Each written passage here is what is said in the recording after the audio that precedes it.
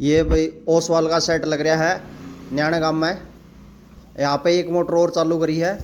यो 7.5 HP का DC का set था और ये 8 प्लेट ये लग रही है और 5 प्लेट ये लग रही, टोटल 13 प्लेट लग रही हैं।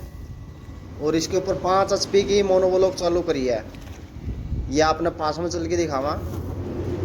यो पानी लाइन पर चल रहा है भाई, 10 किले दूर लाइन पर चल रहा है। वह लाइन पर भी दिखावांगे आपने पानी। यह देख लो, यह मोटर चल रही है, 5 HP की मोटर है इसी की।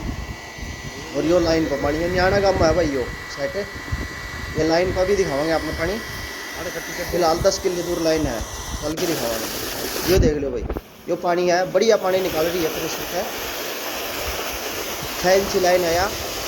और यो पानी देख लो इसका, यो 10 किलो दूर उस साइड में लग रहा है। और यो न्याणा गांव में चालू करे भाई, बढ़िया पानी निकाल रही है मोटर फिलहाल तो।